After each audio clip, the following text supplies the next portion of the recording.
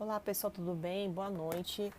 Bom, eu vou passar aqui para vocês essa aula que seria a continuação da aula anterior, tá bom? Lembrando que na semana passada, como vocês participaram do TCC, eu só coloquei um vídeo, né, de correção das atividades, um feedback, tá bom?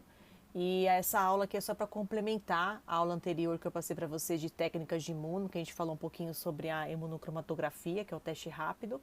Então, eu trouxe aqui para vocês só mais alguns testes para vocês saberem como que funciona, né, com relação à parte do diagnóstico, tá bom? Mas fique tranquilo, porque nessa aula eu não vou exigir questão fórum, nem atividade, não vai cair também na prova de vocês, tá bom? Porque faz parte do plano de ensino, só para a gente poder complementar aí o conteúdo programático, tá bom? Bom, com relação às técnicas de imuno, então nós temos aí os ensaios imunoenzimáticos, que uma técnica que é bem conhecida, utilizada na imunologia é o ELISA, né, que eu acho que eu já falei para vocês em alguns momentos nas aulas, né? Então, o que é esse teste de ELISA? Ele é um teste imunoenzimático, tá bom? E ele detecta e quantifica tanto o antígeno ou o anticorpo específico. Então, lembra, pensando no teste rápido, você pode analisar num teste rápido se o paciente apresenta aquele anticorpo contra aquele antígeno ou se o paciente carrega aquele antígeno na corrente sanguínea. Então, todos os testes de imunologia é com base nisso, ou para avaliar se o paciente tem um antígeno, ou para avaliar se o paciente já desenvolveu um anticorpo contra aquele antígeno. E essas quantificações e detecções pode fazer por inúmeros tipos de testes imunológicos, então pode fazer pelo teste rápido ou também aí o teste de ELISA. Só que o bom é que o teste de ELISA é que ele é muito reprodutível, porque lembrando do teste rápido que eu falei para vocês, não é um teste muito reprodutível, porque você tem que fazer ali cada amostra de paciente uma membrana. E no teste de ELISA que se utiliza é uma placa de 96 poços. Então dá para você fazer aí 96 amostras de pacientes ao mesmo tempo, então você tem maior número de resultados, tá bom? Além disso, esse teste de ELISA é utilizado, né, uma placa, essa placa então é uma placa que tem superfície sólida de poliestireno, tá bom? Então é esse tipo aqui de componente que tem na placa, que é extremamente importante. E da mesma maneira, pensando que nem o teste rápido também, ou está acoplado nessa placa o antígeno, ou está acoplado nessa placa um anticorpo. Porque lembra que a reação que vai dar na imunologia é uma reação de antígeno e anticorpo, tem que ter uma ligação. E é a partir dessa ligação que expressa ali um resultado positivo ou negativo frente aí à doença, tá bom? Então vamos imaginar que eu quero analisar se o paciente já produziu anticorpo contra o Covid-19. Então eu quero fazer um teste de ELISA. Então o que vai acontecer? Nessa placa, o que vai ter nessa placa então?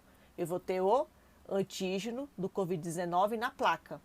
E se o paciente realmente já produziu anticorpo contra o Covid, esse anticorpo que veio da amostra do paciente do sanguíneo dele, na hora que eu colocar nessa placa, se realmente ele tiver anticorpo contra o Covid, ele vai se ligar para aquele antígeno do Covid, que está na placa, e vai ter uma reação aí, tá, no caso, positiva, tá bom? Ou o contrário, eu quero saber se o paciente carrega o antígeno do Covid, se ele está carregando a partícula viral na corrente sanguínea. Então, o que vai estar na placa, então? Um anticorpo. Então, na placa vai estar um anticorpo, vai coletar o sangue do paciente que tem um antígeno, e esse antígeno vai se ligar no anticorpo da placa e vai dar uma reação positiva, tá bom? Então, sempre é nessa situação.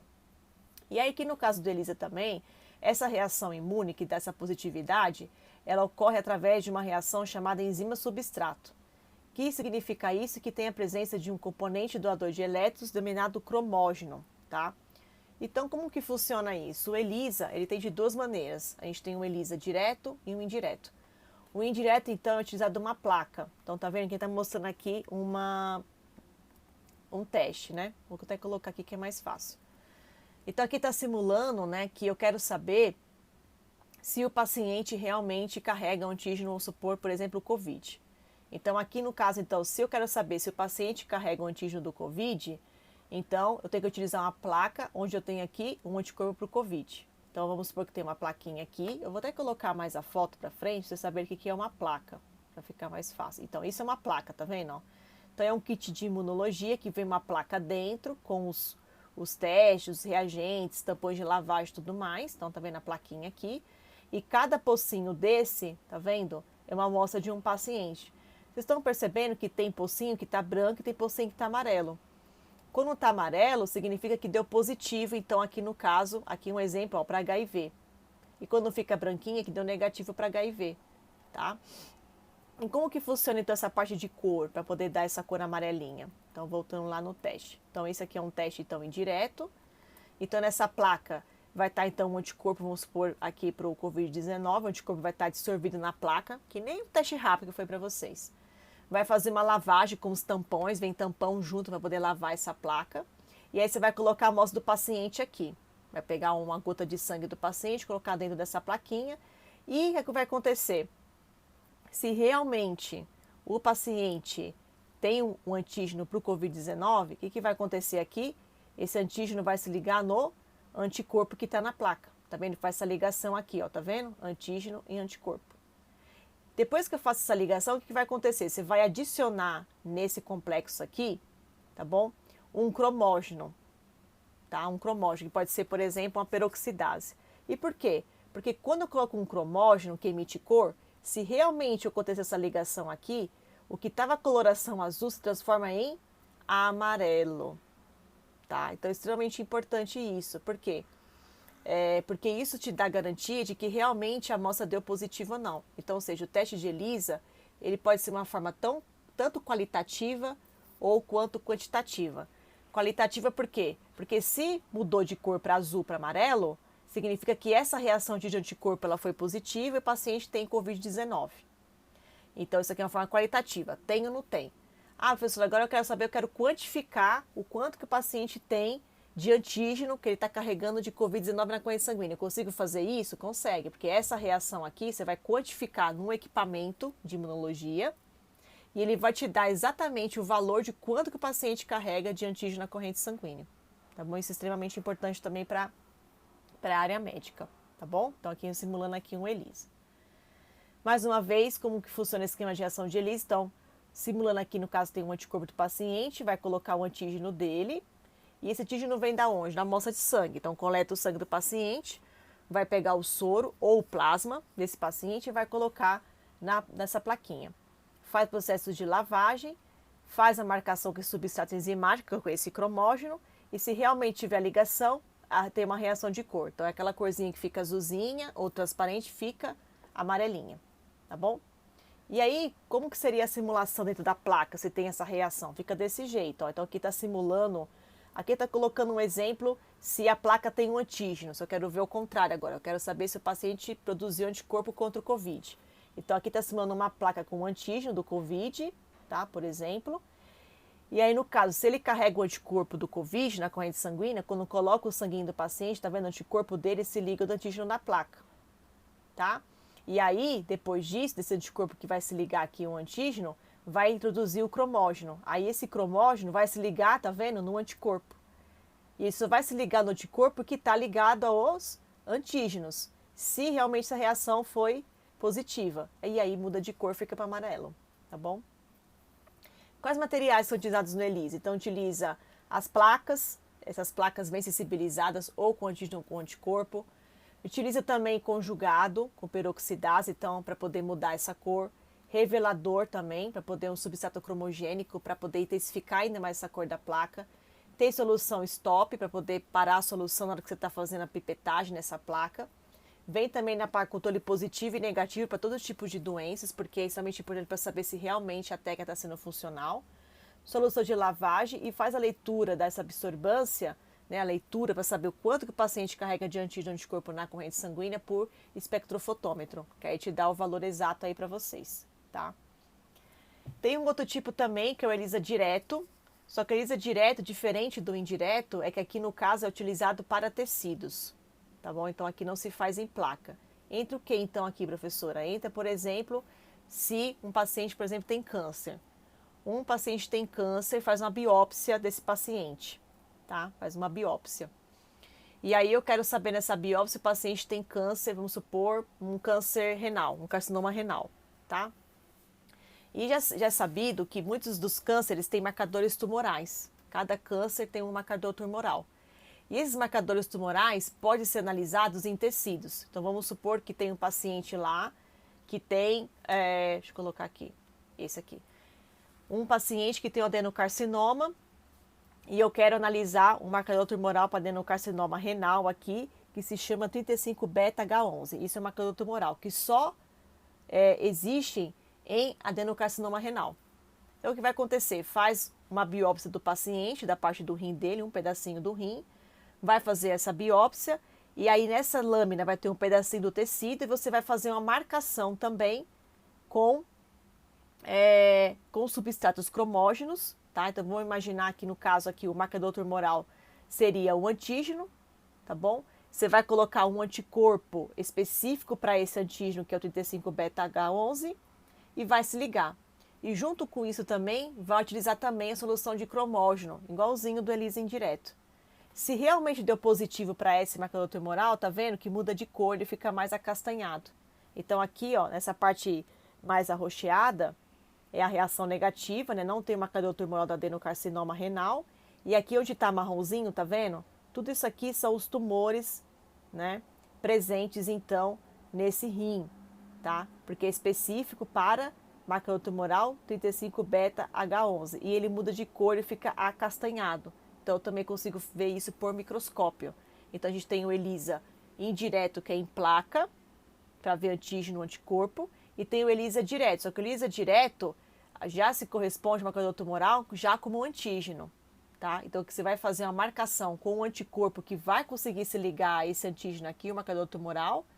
Utiliza-se um cromógeno e muda para cor acastanhada. E aí, se no microscópio marcou, significa que de fato o paciente é positivo para adenocarcinoma renal.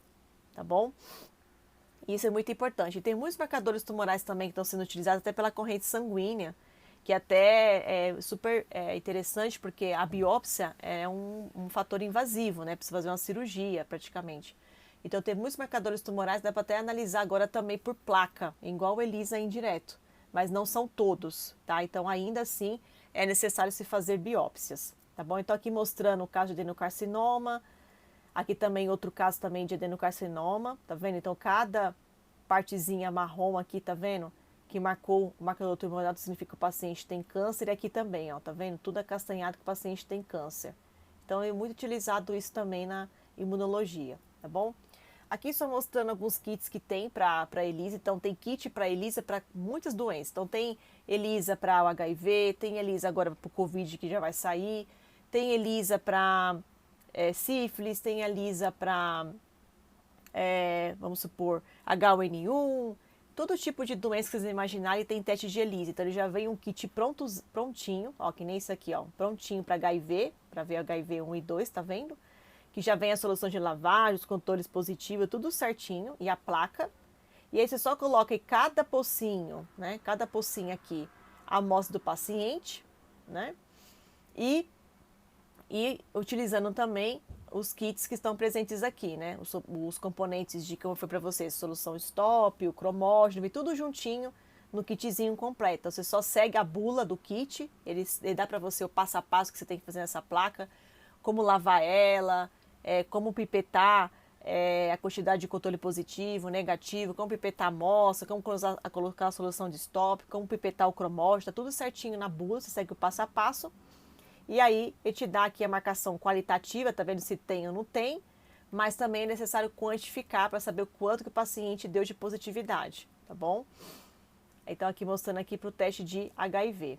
E esse aqui são espectrofotômetros, tá vendo? Que depois que você faz a placa e vê que é positivo ou negativo, de uma forma qualitativa, aí utiliza o espectrofotômetro, que são as leituras de placas, vai colocar a placa aqui dentro do equipamento e ele vai ler para você. Ele faz uma leitura com comprimento de onda e vai falar para você, olha, cada pocinho aqui do paciente, quanto micrograma por ml o paciente tem daquele antígeno ou daquele anticorpo. Porque é extremamente importante para o médico saber isso, até para saber qual que é o tratamento ideal que ele tem que fazer com esse paciente, porque às vezes ele tem muito antígeno, né, tem muita partícula viral, bacteriana, ou o que for, então tem um tratamento diferente. E também se ele produzir anticorpo também suficiente contra aquela doença, também é extremamente importante para saber o que o médico pode aí sugerir para o diagnóstico, tá bom? Então esse aqui é do ELISA. Outro teste também bem importante, muito utilizado também na imunologia, são técnicas de aglutinação, tá bom? O princípio também da aglutinação é a mesma coisa, igual o teste do ELISA, tá bem? Eu quero ver complexo antígeno-anticorpo, tá bom? Ele é um teste semi-quantitativo, ele é 500 vezes mais sensível que a precipitação. E a sensibilização dele é feita por partículas de látex e hemácia, que eu já vou explicar um pouquinho mais para frente. As vantagens do teste de aglutinação é que tem baixo custo, é muito fácil e rápido, ele lembra um pouquinho que nem o teste rápido, tá? E a desvantagem, não é muito reprodutivo e a estabilidade do complexo formado antígeno-anticorpo pode não durar muito tempo e a acessibilidade também, tá? Fatores interferentes do teste de aglutinação. As classes de anticorpos IgM é 750 vezes mais eficiente que IgG, tá bom? pH ideal é entre 6 e 8, o tempo também pode ser interferente, temperatura, a estabilidade de ligação e a concentração de antígeno anticorpo, tá bom? Existem vários tipos de testes de aglutinação, então tem teste de aglutinação direta, inibição da aglutinação direta, que é a hemaglutinação, tem aglutinação indireta ou passiva, tem hemaglutinação passiva, tem inibição da aglutinação passiva e hemaglutinação e também reação de microfoculação, tá bom? Na aglutinação direta, são utilizadas partículas antigênicas insolúveis, íntegras ou fragmentadas e antígenos presentes na partícula. Então, pode analisar célula, hemácia, bactéria, protozoário e fungo e realiza a aglutinação direta em tubo ou lâmina. Quais tipos de testes de aglutinação direta? Identificação de grupo sanguíneo. Então, esses testes para saber que tipo sanguíneo que a gente tem. Se o paciente é A, B, AB, O, positivo ou negativo, isso é um teste de aglutinação direta, isso é um teste imunológico, tá? Diagnóstico de mononucleose infecciosa, se o paciente tem toxoplasmose, tem brucelose, salmonelose, leptospirose, também tem teste de aglutinação, tá? Identifica antígenos de teste direto. Então, como que funciona a aglutinação direta? Então, aqui mostrando um exemplo de um teste de Cumbis. Teste de Cumbis, direto e indireto, é um tipo aí de aglutinação. E é muito utilizado esses testes de Cumbis, tá? Quem está mostrando aqui, no caso aqui, para você saber se o paciente, por exemplo, tem alguma reação transfusacional. Então, por exemplo, às vezes o paciente precisa receber uma bolsa de sangue, né, uma bolsa de hemácia, por exemplo, e tem que fazer testes antes de aglutinação. Por quê? Porque se o paciente, mesmo que tenha compatibilidade, pode aglutinar esse sangue, ele coagular e o paciente morrer, tá bom? Então, todo paciente que vai receber bolsa de hemácia tem que fazer teste de Cumbis, tá bom? Que é um teste de aglutinação. Porque se realmente tiver uma reação, né, com relação a essa aglutinação, se aglutinar, significa que o paciente, quando for receber essa bolsa de sangue, pode coagular e levar à morte, tá bom? Então, por isso é muito utilizado. Também é utilizado também esse teste de aglutinação de teste de Cumbis também para pacientes que têm, por exemplo, eritroblastose fetal, anemias hemolíticas, também se faz isso, porque as hemácias elas ficam desfragmentadas, elas morrem, né? E aí também é utilizado esse tipo de teste, tá bom? Então, aqui mostrando no teste de Cumbis, então o que é utilizado? São hemácias, tá vendo aqui no caso do paciente, a aglutinação e ela aglutina aqui dentro do tubinho. Então, mostrando de uma forma mais simples, aqui mostrando o teste, que a gente tem teste então de Cumbis direto e teste de Cumbis indireto, tá bom? Então, aqui, pessoal, mostrando a diferença então, o teste Cumbis direto e indireto. No teste Cumbis direto, então, no caso, ele detecta o quê? Anticorpos ligados aí aos eritrócitos, tá bom? Que é produzidos pelo próprio organismo ou recebidos por uma transfusão de sangue, tá bom? Frequentemente esse tipo de teste aqui ele é muito utilizado para detectar, como foi para vocês, anemia hemolítica, tá bom? O teste de Cumbis direto também é muito utilizado para aplicar no recém-nascido que nasceu com sangue RH positivo, se a mãe possui o sangue RH negativo, tá? E o teste também verifica se a mãe produziu anticorpos contra um antígeno e se esse se deslocou pela placenta para o bebê, tá bom? Então, como é que se faz? Então, aqui faz a coleta do sangue do paciente, né? Então, aqui tá as hemáciazinhas dele, então aqui mostrando as hemácias, e ele tem aqui um anticorpo eritrocitário. E o que vai fazer? Vai aplicar aqui o teste de Cumbis, ele como fosse uma solução, né? Ele vai pingar aqui a solução.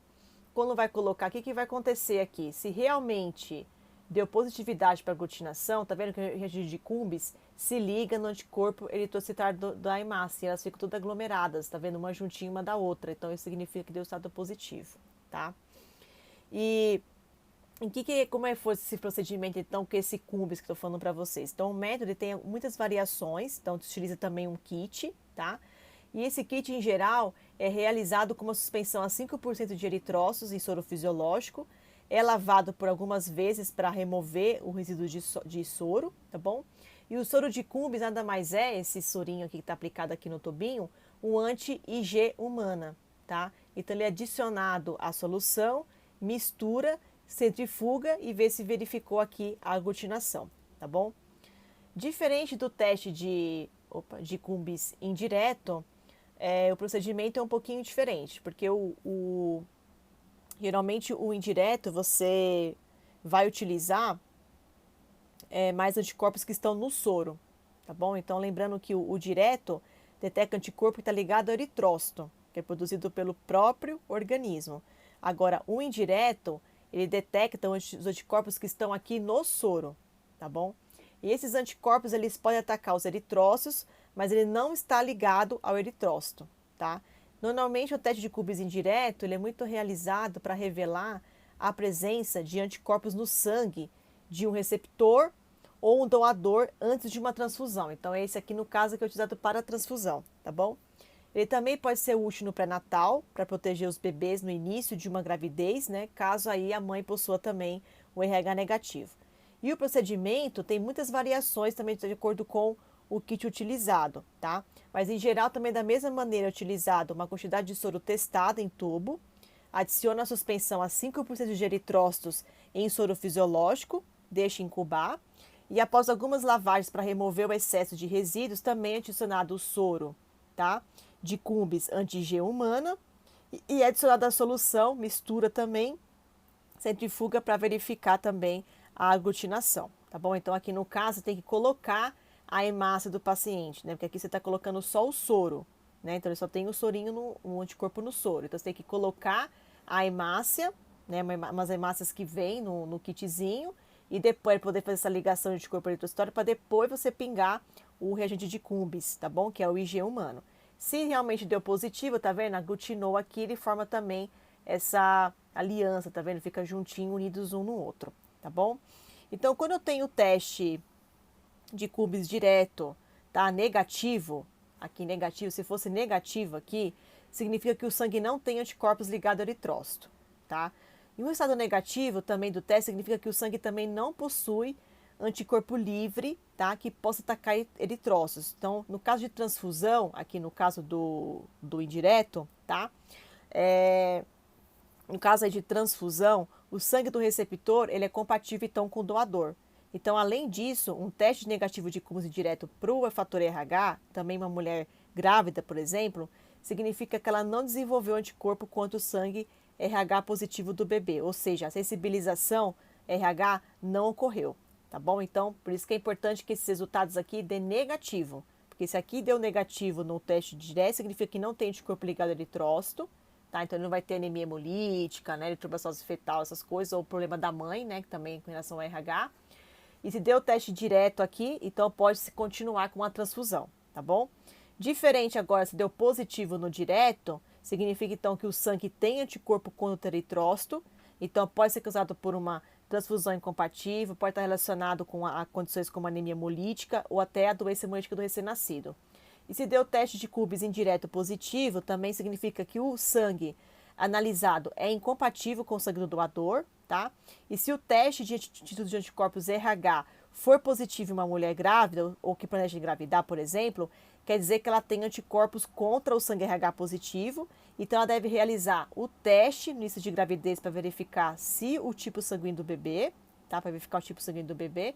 E se o bebê também tiver sangue RH positivo, a situação da mãe vai ser mais acompanhada durante a gravidez para evitar riscos aí à criança, tá bom? Então isso é um teste também imunológico, tá? Aqui mostrando também, ó, a tipagem sanguínea para você analisar se o paciente é A, se ele é B. Então aqui mostrando se ele é A positivo e B negativo. Aqui mostrando A negativo e aqui ele é B positivo. Aqui aglutinou tanto no A quanto no B, então ele é AB positivo. E aqui não aglutinou em nenhum dos dois, então significa que o paciente é O, tá? Então a tipagem sanguínea também é um teste de aglutinação, tá bom?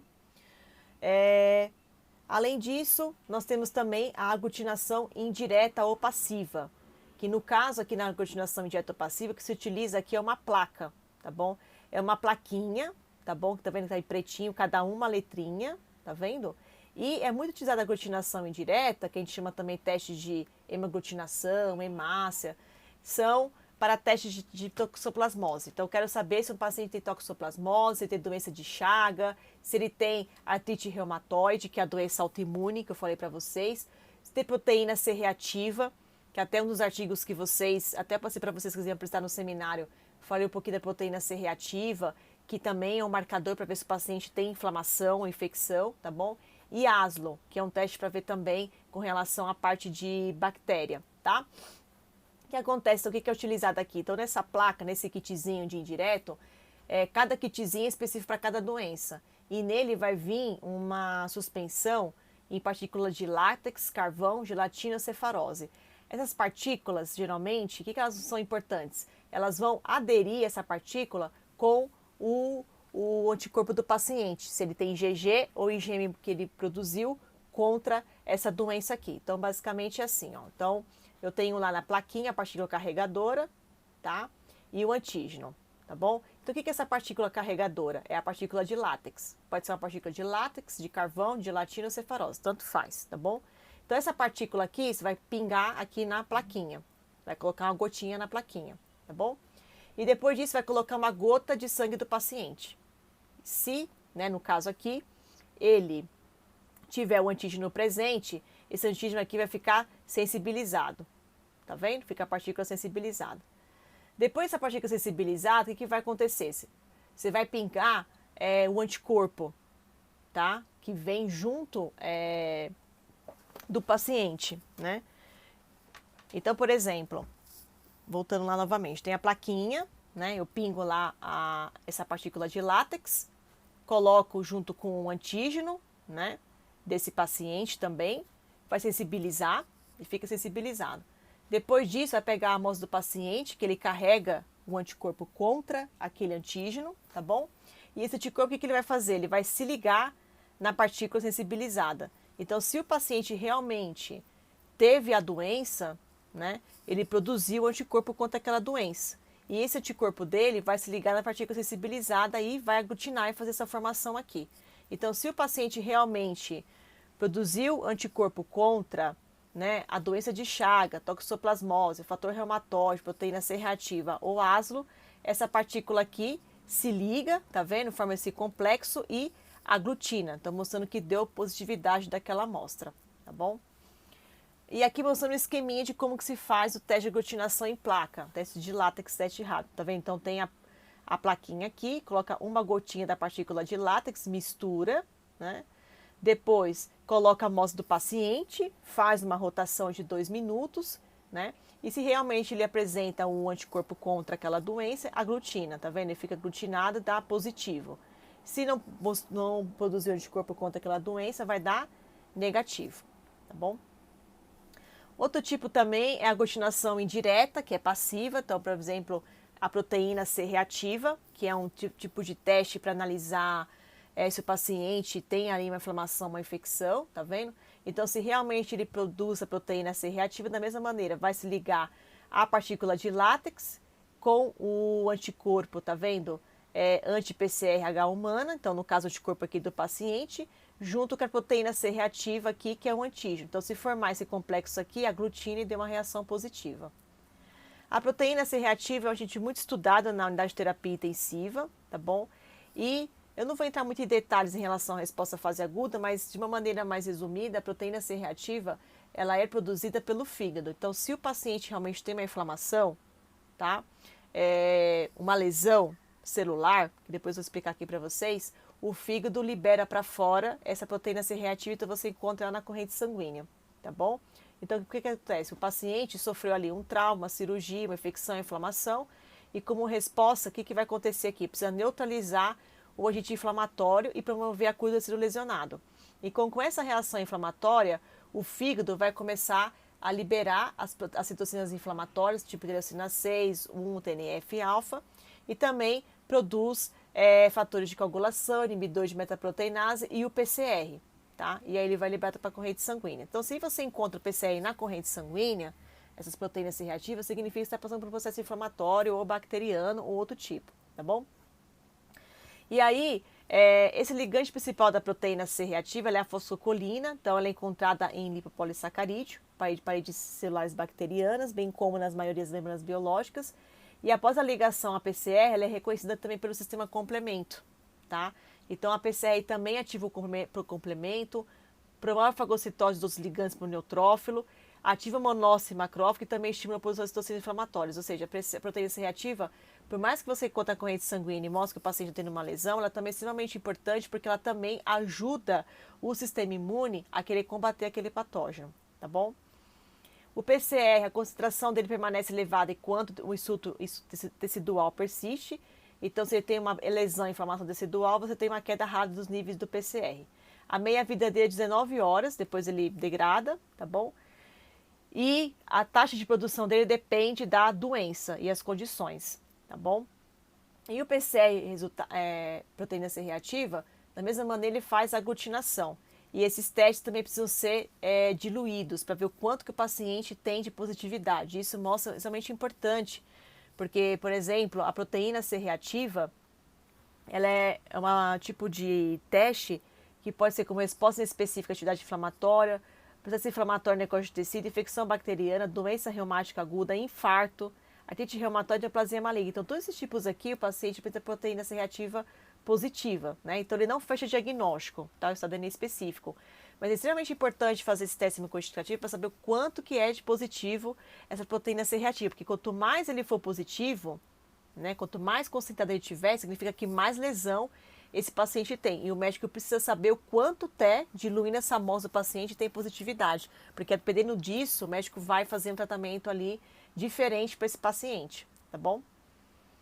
Outro teste também é a aglutinação indireta e passiva, que é o ASLO, tá? Que também é o mesmo princípio igualzinho do PCR, também a partícula de látex, a antistreptolizina O, né? O paciente tem um anticorpo contra e se liga a um antígeno streptolizina O. Então faz esse complemento aqui, tá bom? O exame ASO é também chamado de ASO ou AEO, ou antistreptolizina O, e tem como objetivo identificar a presença de uma toxina liberada pela bactéria Streptococcus pyogenes, que é a streptolizina O. Então, se eu quero saber se o paciente teve realmente Streptococcus pyogenes, teve infecção Streptococcus, produziu anticorpo contra, eu faço o teste de ASO, porque se deu positivo, significa que ele produziu anticorpo contra a esse Streptococcus, tá bom? A streptolizina O é uma toxina produzida pela Streptococcus pyogenes, e caso não seja identificada ou tratada com antibiótico, ela pode causar febre reumática, glomeruloneferite, escarlatina, amidalite, por exemplo, tá? O meio de diagnóstico de infecção para essa bactéria é a partir da identificação dessa toxina por meio da detecção de anticorpos produzidos pelo organismo contra a bactéria. Então, se eu quero saber se o paciente teve aí, de fato, Streptococcus pyogenes, eu faço o teste de ASO, que é um teste de aglutinação, tá bom? E o médico geralmente pede o teste de ASO quando o paciente tem episódios frequentes de dor de garganta, muita febre, tosse, falta de ar, dor em nas articulações, presença de nódulos debaixo da pele, presença de manchas vermelhas na pele e dor no peito. Aí o médico pede o ASO e pimba, dá positivo, tá? O resultado também é positivo se ele tiver igual ou superior a 200 micras por ml, tá bom? Da mesma maneira, o ASO também precisa quantificar para saber o quanto que o paciente também tem positividade. Quanto mais concentrado tiver de ASO, significa que a infecção ali está mais grave, tá bom? Outro também teste de aglutinação é o fator reumatoide, que no caso é artrite reumatoide. Quero saber se o paciente tem artrite reumatoide. Como a gente falou nas outras aulas, a artrite reumatoide é uma doença autoimune. Então, se eu quero saber se o paciente tem doença autoimune, artrite reumatoide, faço um teste de aglutinação, que é o fator reumatoide. O paciente precisa de fator reumatoide, que é específico para artrite reumatoide. Então, eu pego uma gota do paciente, gota de sangue, coloco o teste de aglutinação. Deu positivo, é porque tem artrite reumatoide. Então, quer ver? É um teste super rápido, barato e fácil de fazer. Da mesma maneira, também utiliza a partícula de látex revestidas com IgG humana, tá? Liga-se fragmento FC de uma globulina G. Se deu positivo, aglutinou maior que 8 micras, também tem que fazer teste quantitativo, para saber o quanto que também tem de positividade o fator reumatoide. Quanto mais ele tiver, significa também que ele tem uma artrite reumatoide mais avançada, tá bom? Outro teste também é a hemaglutinação, que no caso aqui é um pouquinho diferente, porque no caso da hemaglutinação que eu utilizo é placa, tá? E é muito utilizado esse teste de hemaglutinação para detectar se o paciente teve contato com a Trypanosoma cruzi, se ele tem doença de Chagas. O que acontece então? Vem uma placa sensibilizada com hemácias, tá bom? E aí, no caso, essas hemácias, tá bom? Ele vai ter um antígeno solúvel, tá vendo? Antígeno solúvel adsorvido ao suporte de hemácia. Ou seja, quem está aderido ao antígeno da doença de Chagas, o Trypanosoma cruzi, é a hemácia. Então, nessa placa aqui vai ter a hemácia acoplada junto com o antígeno que é o Trypanosoma cruzi. Então, tem o Trypanosoma cruzi dentro da placa, tá? De uma forma inativa ali, não está se manifestando, mas está ali um fragmento acoplado junto com a hemácia. Se o paciente tem anticorpo contra a doença de Chagas, na hora que eu coloco aqui dentro da placa, vai fazer aquela ligação, mais uma vez, antígeno-anticorpo junto com a partícula, no caso aqui, a hemácia. E aí a glutina, tá bom? E como que é a glutina? Tá vendo? Se forma parece um botãozinho no fundo da placa, significa que o teste aqui deu negativo. Se não forma um fundinho no fundo da placa, fica, tá vendo? Parece um tapete, tá vendo? Um círculozinho muito maior, significa que deu positivo. Tá? Então, a partir dessa placa aqui, eu consigo saber se deu positivo ou negativo o paciente que tem doença de Chagas. Tá? Utiliza nesse tipo de hemácias, as hemácias que são utilizadas aqui na placa são eritrócitos de ave estabilizadas com componentes gênicos de Trypanosoma cruzi, tá bom?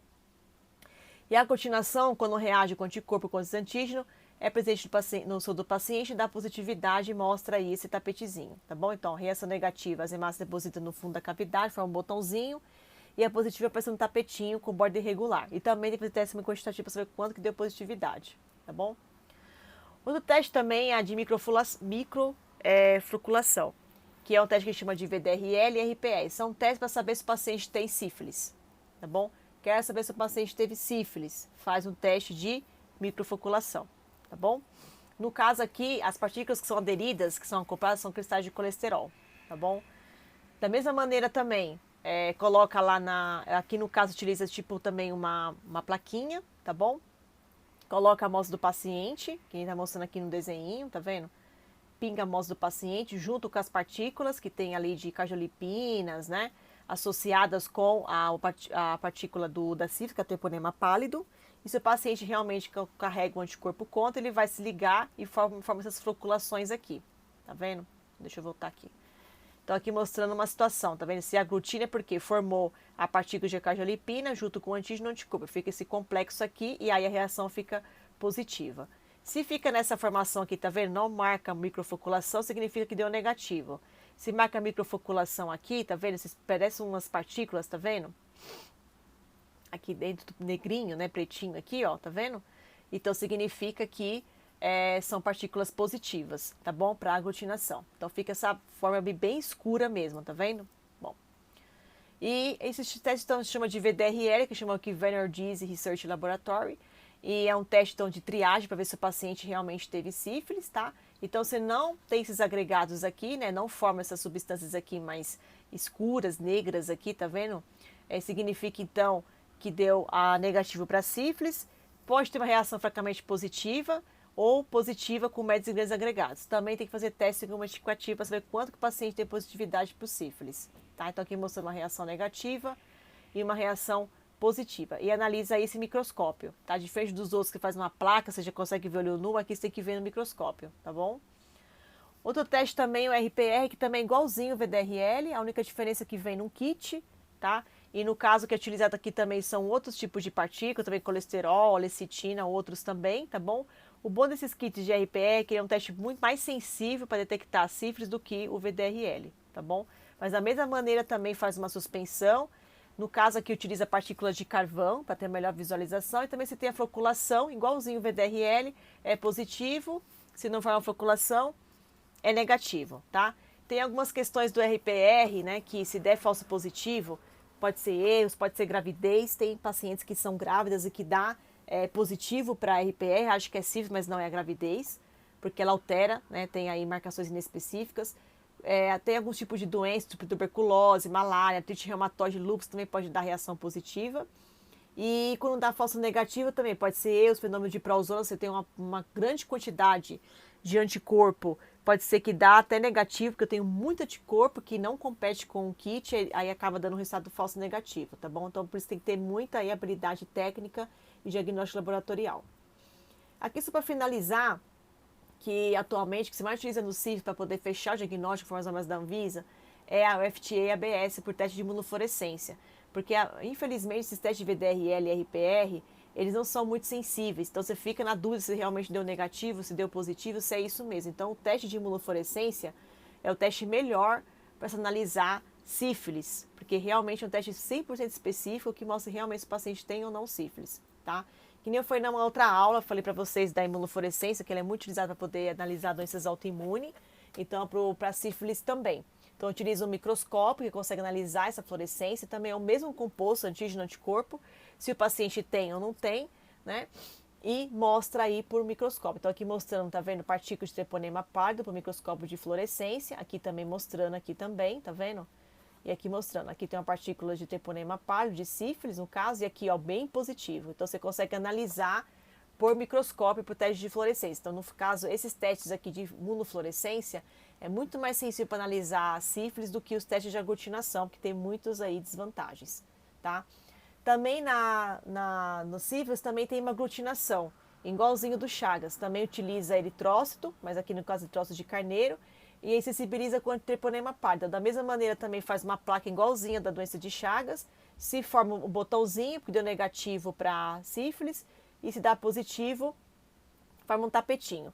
E a hemaglutinação também é bem legal, porque ele é bem sensível e específico para a sífilis, igualzinho a imunofluorescência. Então, de fato, poder fechar o diagnóstico se o paciente tem sífilis, o ideal é utilizar hemaglutinação em placa, utilizando a hemácia igualzinho a doença de Chagas, ou a fluorescência por microscópio, tá? Porque os testes de aglutinação indireta, né, que nem mostrei vocês a VDRL, né, e o RPR, tem muitas dificuldades e tem muitos problemas, tá bom, pessoal?